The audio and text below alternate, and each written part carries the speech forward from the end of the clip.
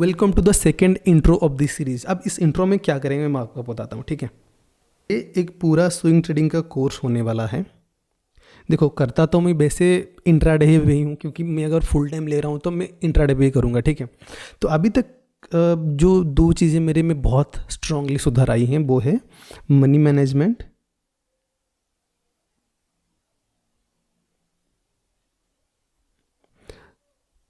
Rules.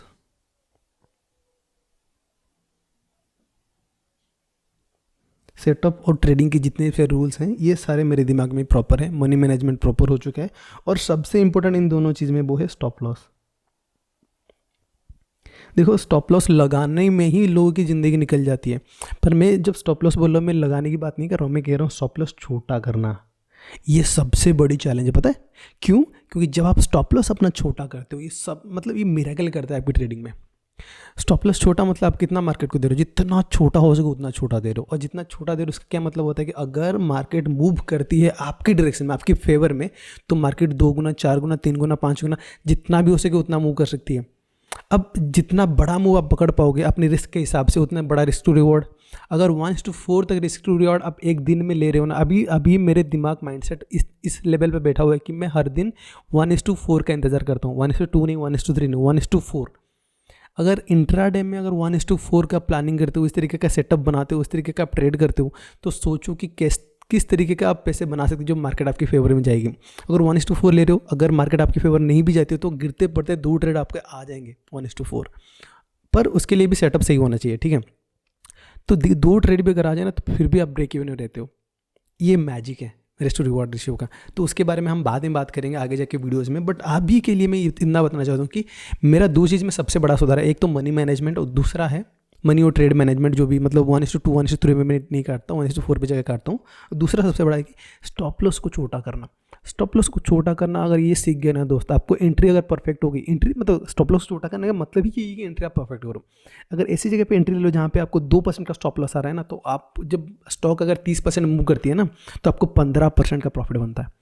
अगर stock ही आपका stop loss ही अगर आपका 5% 8% का होता है ना, तो अगर स्टॉक 30% मूव करते हैं ना, तो फिर भी आपका ज़्यादा से ज़्यादा 6% से लेके या 5% का स्टॉप लॉस है तो फिर 6 टाइम बनता है, मैक्सिमम 6 टाइम बनता है। 30% में भी 6 टाइम ही बनता है। अगर 2% हुआ तो फिर आप 15 टाइम बनता है। इतना ज़्यादा बन सकता है आपका पैसा।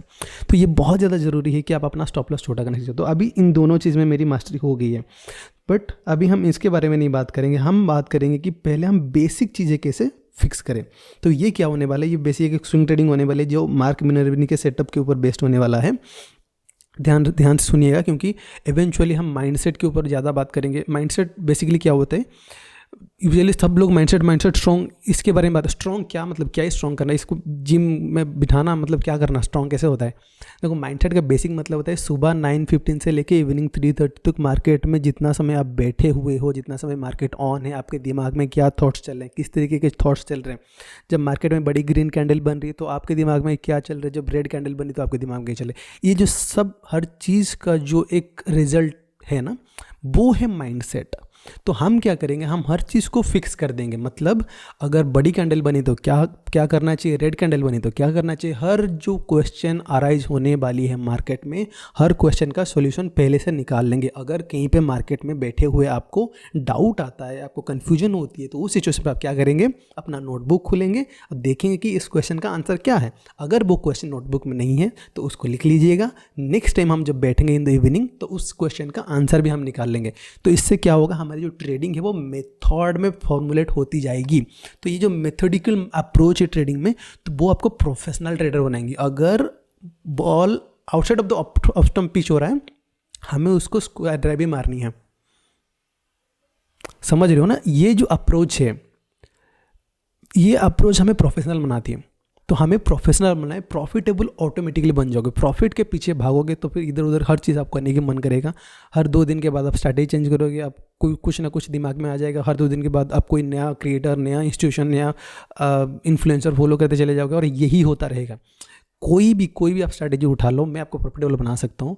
ओनली थिंग इज़ कि आपको उस एक स्ट्रैटेजी में स्टिक होकर रहना पड़ेगा। हर एक स्ट्रैटेजी का मैं मानता हूँ एक रिस्क टू रिवॉर्ड होता है जो फेवरेबल होता है, और आप उसको फॉलो करोगे तो eventually you will become a profitable trader. That's the point. पर उसके लिए आपको प्रोफेशनली इस चीज़ को अप्रोच करना पड़ेगा मेथड के तरीके से, ठीक है। तो इसलिए हम मार्क मिनर्विनी के एक सेटअप इस्तेमाल करने वाले हैं, क्योंकि ये सेटअप जो है इंस्टीट्यूशन के एक्यूमुलेशन के बेसिस पे बना हुआ है, तो मुझे लगता है कि बहुत कारगर मेथड है। तो अभी ध्यान से सुनो कि हम क्यों ये चीज़ फॉलो करते हैं, मतलब इंस्टीट्यूशनल ट्रेडिंग फॉलो करते हैं, और हम ट्रेडिंग क्यों करते हैं, इन्वेस्टिंग क्यों नहीं करते हैं। इन्वेस्टिंग मतलब लंबे समय तक आप डाल दिए पैसे, पड़े रहने दो, अब वो ओवर द टाइम बढ़ता रहेगा। देखो अप्रोच बहुत बढ़िया है, ठीक है। पहले मैं ऐसा ही करता था, ऐसे कर करके मैंने 6 लाख इन्वेस्ट करे थे, 4 लाख एक्स्ट्रा उस पर बनाया था। इन्वेस्टिंग में आपको हर चीज़ें देखनी पड़ती है, जैसे अबाउट ऑफ द कंपनी कैसी है, उसमें भी 2 चीज़ें होती है, क्वालिटेटिव और क्वांटिटेटिव क्वालिटेटिव क्वांटिटेटिव में आप P&L देखते हो, कैश फ्लो देखते हो, बैलेंस शीट देखते हो। फिर क्वालिटेटिव में आप CEO कैसा है, बोर्ड ऑफ डायरेक्टर्स कैसे हैं, जो गवर्नमेंट क्या क्या कर रही है, उसकी स्कीम्स क्या क्या है, रेस्ट्रिक्शन क्या क्या है, ये सारी चीज़ें उसमें इंपैक्ट डालती है, ठीक है। गवर्नमेंट किसको फंडिंग दे रही है, मतलब जो बजट वगैरह आता है उसमें किसको फंडिंग दे रही है, उस बेसिस पे भी कंपनी मूव करने लगते हैं। जियोपॉलिटिक्स क्या चल रहा है, फ्यूचरिस्टिक है या नहीं कंपनी, इतने सारे चीज़ें देखने के बाद जाके आप किसी एक कंपनी को चूज़ करते हो। जब आप चूज़ करते हो, उसमें पैसे डालते हो, वो स्टॉक मूव नहीं करता, बहुत समय तक ऐसे पड़ा रहता है। क्यों? क्योंकि स्टॉक तभी मूव करते हैं जब किसी इंस्टीट्यूशन वहाँ पे पैसे डालता है और उसमें इम्बैलेंस क्रिएट करता है, और हम में उतना दम नहीं है कि किसी एक स्टॉक में इम्बैलेंस क्रिएट कर दें। इसीलिए स्टॉक मार्केट में पहले फंडामेंटल करता था, हर एक स्टॉक को देखता था, और मेरी में उतनी शक्ति नहीं होती थी कि मैं हर एक स्टॉक को पढ़ पाऊँ और समझ पाऊँ, है ना। वो लोग जिनके पास इतने सारे बड़ा फंडिंग है, इतने सारे लोग हैं किसी मतलब हर एक स्टॉक को देखने के लिए, उनके पास मतलब लिटरली CEO का फ़ोन नंबर है, कॉल करके पूछ सकते हैं भाई क्या चल रहा है तेरी कंपनी में, और उस बेसिस पर इन्वेस्ट कर सकते हैं। मेरे पास बहुत सारे ये नहीं है, प्रिविलेज नहीं है, मैं ऐसा नहीं कर सकता। तो इसीलिए मैंने दिमाग में अपना बिठा लिया कि देखो फंडामेंटल तो अच्छी चीज़ है, बट हम क्या करेंगे, हम इंस्टेड उल्टा करेंगे। जैसे भी हम चार्ट देखेंगे, किसी एक चार्ट में जहाँ पे भी इंस्टीट्यूशन इन्वेस्ट कर रहा है ना, तभी हम इसको पकड़ लेंगे। जब भी इंस्टीट्यूशन किसी चार्ट में इन्वेस्ट करता है और उससे इम्बैलेंस क्रिएट करता है, तो वो चार्ट मूव करती है, और जैसे ही मूव करते हैं हम उसको पकड़ लेंगे। वो कैसे पकड़ते हैं, कैसे देखते हैं कि वो इंस्टीट्यूशन है या कोई रिटेल ट्रेडर ही इतना बड़ा पंच मार रहा है, वो भी मैं तुमको बताऊंगा। बिलीव मी, आज तक शायद यूट्यूब में कोई आपको ऐसी चीज़ें बता रही होगी, इतना इंटरेस्टिंग चीज़ मैं आपको बता सकता हूँ।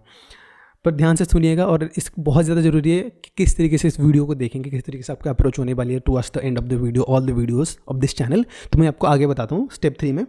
बट जब प्रैक्टिकली आप अप्रोच करने जाते हो ना, तो थोड़ा सा ये डिफरेंट होता है, ठीक है। मैं आपको आगे बताता हूँ, ठीक है। तो अभी क्या है, हम इंस्टीट्यूशन को फॉलो करते हैं, और यही चीज़ें ही हमें प्रॉफिटेबल बनाती है। हम कभी भी उस स्टॉक में इन्वेस्ट नहीं करेंगे जिस स्टॉक में रिटेल ट्रेड कर रहे हैं। रिटेल मतलब साइडवेज स्टॉक बढ़ा हुआ है बहुत लंबे समय तक, वो फालतू में मतलब रिटेल इधर उधर के बेच रहा है, खरीद रहा है। किसी एक रिटेल के पास उतना पैसा नहीं होगा जितना मुझे चाहिए, ठीक है। तो हम क्या करेंगे, हम हमेशा उसी स्टॉक में घुसेंगे जहाँ पे एक बड़ा इंस्टीट्यूशन बहुत बड़ा पैसा लेके घुस रहा है। तो वो जब घुस रहा है, हम भी कोशिश करेंगे कितना जल्दी उसके साथ घुस पाएँ, ताकि वो जब मूव कराए ना वो स्टॉक, उस मूव का बेनिफिट हमें मिल जाए। तो यही अपना पूरा एजेंडा है, ठीक है। तो हम रिटेल के साथ ट्रेड नहीं करेंगे। दूसरा, इसमें आपको प्राइस एक्शन की कोई ज़रूरत नहीं पड़ेगी, आपको हर एक कैंडल को समझने की ज़रूरत नहीं पड़ेगी, आपको बस 3-4 कैंडल समझने की ज़रूरत है, और एक प्रॉपर सेटअप आपको समझने की ज़रूरत है। वो सेटअप हम अच्छे से बनाएंगे, और ये जो सेटअप है ना, ये मार्क मिनर्विनी का एग्जैक्ट सेटअप नहीं है, हम थोड़ा सा उसको रिफाइन करेंगे, तो वो सेटअप देखेंगे। दूसरा क्या है, हम इसमें कोई इंडिकेटर ऑसिलेटर की ज़रूरत नहीं पड़ेगी, ठीक है, इन सारे की ज़रूरत नहीं पड़ेगी। हम ये BCP वाला चीज़ इस्तेमाल करेंगे, और ये BCP बनाया था मार्क मिनर्विनी ने। कहाँ गया भाई ये वाला इंसान, ठीक है, वोलेटिलिटी कॉन्ट्रैक्शन पैटर्न। अब ये सबसे इंपॉर्टेंट चीज़ है, प्लीज़ ध्यान से सुनना। एक ट्रेडर की जर्नी क्या होती है, जो पहले मैंने वीडियो में बता रखा है, ट्रेडर की जर्नी क्या होती है। पहले तो स्टेप होता है एक्यूमुलेशन ऑफ नॉलेज, मतलब इस स्टेज में एक इंसान को पता चलती है कि चलो स्टॉक मार्केट करके भी कोई चीज़ होता है, उसमें भी प्रॉफिट बनाया जा सकता है। और हर इंसान को ये लग रहा होता है कि बटन दबाने से पैसा बनता है, और माइंडसेट इतना ख़राब रहता है इस स्टेज में। इंसान मतलब इनफैक्ट ये स्टेज इससे पहले की स्टेज में ज़्यादा बेटर है, पर ये वाले जो एक्यूमुलेशन वाला फेज है ना, इसमें लोग क्या करते हैं, हमेशा उनको लग रहा होता है कि बटन दबाऊंगा पैसा बनेगा, मज़ा आ जाएंगे। तो ये करते करते लोग इतना ज़्यादा पैसे गवाते हैं स्टॉक मार्केट में। बहुत ज़्यादा ज़रूरी है, आप नॉलेज एक्यूमुलेट करने के टाइम ट्रेड मत करो, ठीक है। ये तो छोड़ दो, ये जो चार्ट प्रैक्टिस है, इसके बाद आप ट्रेड करना चालू करोगे। अभी हम जो पढ़ेंगे पूरा, पहले कुछ वीडियोस आएंगे उसमें नॉलेज ही होगी, उसके दौरान आप ट्रेड नहीं करोगे, ये सबसे पहला रूल है।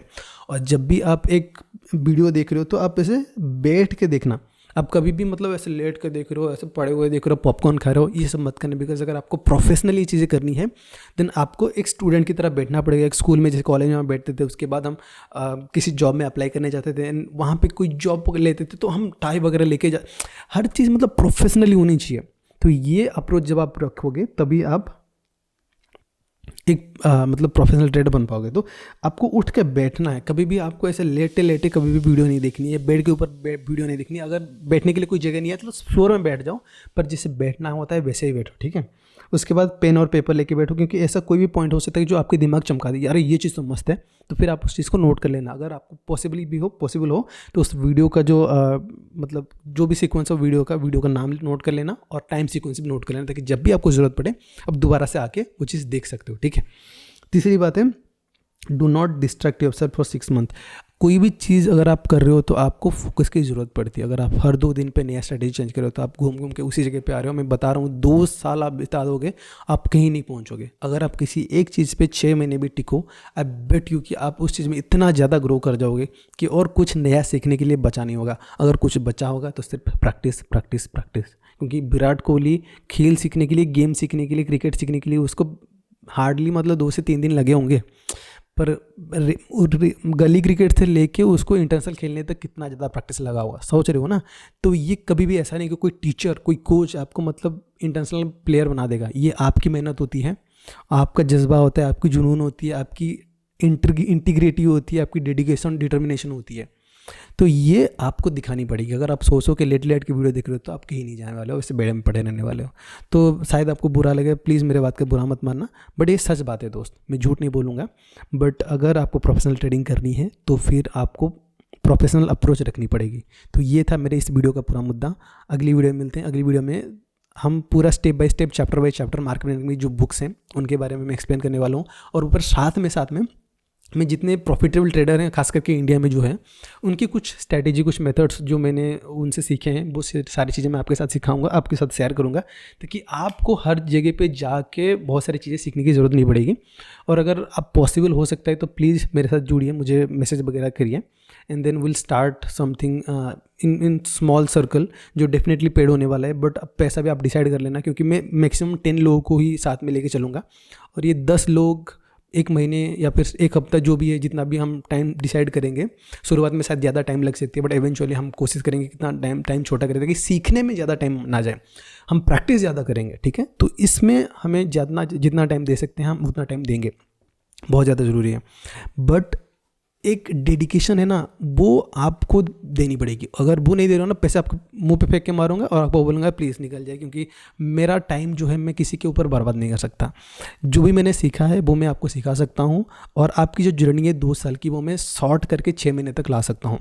सीखने की, प्रैक्टिस करने तक मैं आपको हेल्प कर सकता हूँ। उसके बाद की जो बटन दबाने वाली चीज़ है या फिर मास्टरी वाली चीज़ है, वो सचिन तेंदुलकर को खुद को करनी पड़ी थी और आपको भी खुद को करनी पड़ेगी। तो दोस्त यही है बस पूरा कहानी। चलिए मिलते हैं अगले वीडियो में। नमस्ते।